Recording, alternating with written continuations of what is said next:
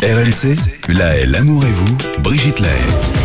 Et on attrape notre fil d'Ariane. Il arrive parfois qu'on puisse perdre quelques centimètres entre le moment où l'on rentre et le moment où l'on sort d'un hôpital. Quelques centimètres, mais où, Ariane ? À votre avis, si je vous en parle, sous la ceinture, c'est ce qui est arrivé à un Canadien qui poursuit aujourd'hui un hôpital qui lui aurait rétréci le pénis. Et oui, et pas de quelques centimètres, quand même de 2,5 cm, 2 cm et demi de pénis.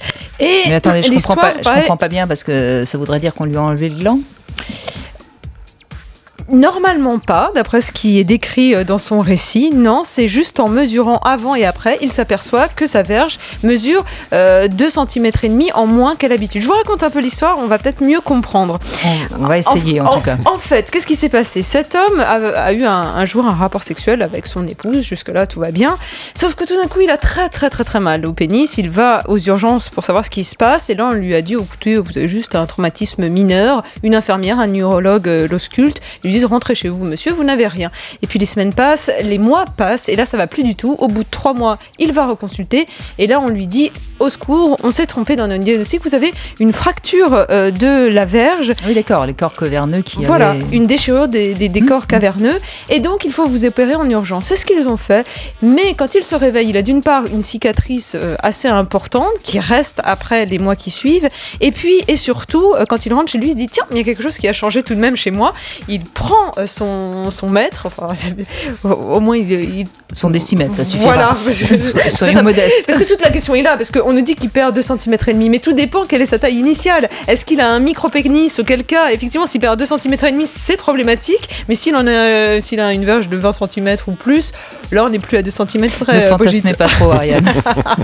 En tous les cas, aussi invraisemblable que peut paraître cette histoire, le procès est en cours. Aujourd'hui, il demande $155 000 de dommages et intérêts à l'hôpital pour négligence. Ça fait cher le centimètre. Oui, et angoisse indescriptible. Et surtout, ça a ruiné son mariage. Depuis, sa femme l'a quitté sous prétexte qu'ils n'ont plus de rapport sexuel parce que il a trop mal et il peut plus. Oui, je crois que c'est plutôt la douleur. Mais on peut comprendre en effet s'il y a eu un problème au niveau des corps caverneux que ça ait rétréci le pénis, Alain.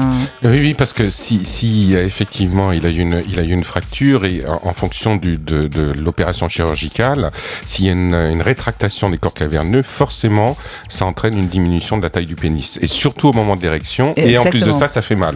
Ouais. Mais pourquoi on appelle ça une fracture ? Parce que c'est vrai que ça prête à sourire. On se dit, il n'y a pas un os dedans, on n'est pas un castor. Qu'est-ce qui se passe ? Oui, mais parce que ça se casse. Voilà, c'est un terme. On utilise d'ailleurs le terme fracture pour d'autres choses qui peuvent se casser dans le corps, pas uniquement les os. Ouais. Voilà la précision qui est importante parce que j'ai reçu déjà pas mal de mails. Qu'est-ce que c'est que cette histoire de fracture du pénis ? Ça n'existe pas. Non. Donc ça existe et le terme existe bien médical. C'est tout à fait le bon terme approprié et c'est ce qui fait croire à certains d'ailleurs qu'ils ont un os, mais après à peu près 60 ans, ils se rendent compte que non, il n'y a pas d'os.